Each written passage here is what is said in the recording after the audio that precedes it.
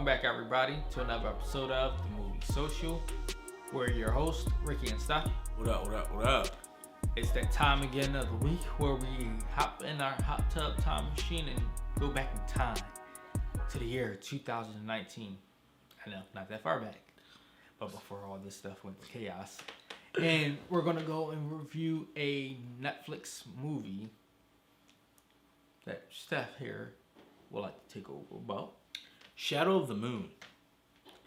And it's a time traveling movie in the way itself. So, yes. Hey, we're going to be going back in time while revealing something going back in time. Listen, let me tell you. Before we actually get into it, though, if you like what we're doing here, like, subscribe, and just let us know in the comments how we're doing. Any reviews that you would like to see. Join the family. Shadow of the Moon. My initial reaction was, hey, yo, they got Philly looking super old. I mean, it was back in the day. So this movie is based in Philadelphia. And they made Philly, I think it was back in the 80s, like 1989, 1988. And they, for a movie that came out last year, the logos for the buses, television, and all that good stuff was a blast from the past from someone who actually lived in the city. But other than that, my initial reaction was like, yo, this is a dope time travel movie, and I ate it up. I literally watched it nonstop, enjoyed the whole film, the acting, the plot. Loved it. I mean, I definitely enjoyed it. I really enjoyed the ending when it came full circle about the main character, that being his child and all that good Granddaughter. stuff. Well, granddaughter, you know. Yeah. And all of this stuff that was supposed to happen in the future, that's why she kept going back, killing all these other people to prevent that stuff from happening. It was wild and crazy. But it was still also really good, though, as a whole. So, just my favorite part of it, he already spoiled it. It was literally finding out that this time traveler was his granddaughter. And the way she was doing it was she would go deep in the past to locate the person who came up with the idea of this cult, we can call it. And in him, and then people who would... And it was racist people. Yeah, and people who would basically read and start to believe in his ideology to eliminate them to protect the future.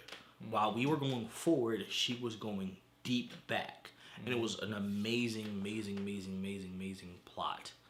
My least favorite part would honestly be the same thing of him finding out that it was his granddaughter, simply because in the beginning of the movie, he kills her. Not on purpose, but he kills her. So that means that no matter what happens, she's eventually going to die. So in a way, it was my favorite part because, again, it brought everything full circle, as Rick said. But then it was sad because he felt bad that someone that he loved and cherished, obviously from her past, ended up killing her unknowingly. And pulled on your heartstrings a little bit there. And it was very sad.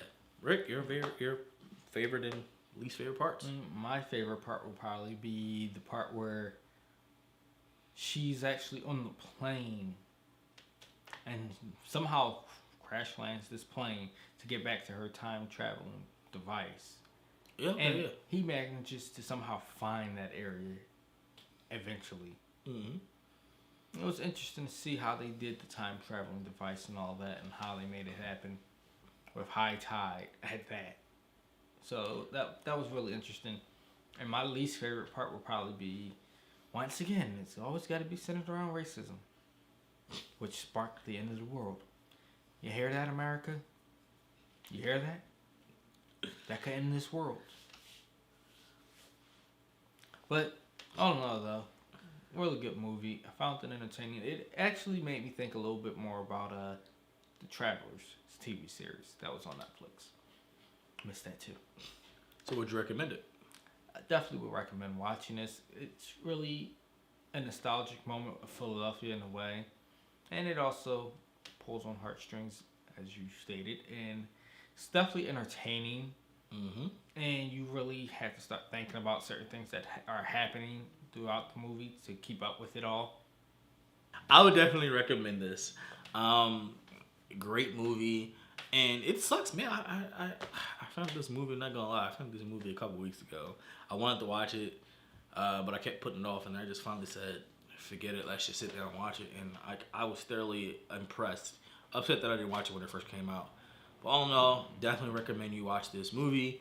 And if you're from Philadelphia, watching this movie, it's gonna make you like nostalgia feelings of the city, looking how it looked in 1990s and then all the way into today.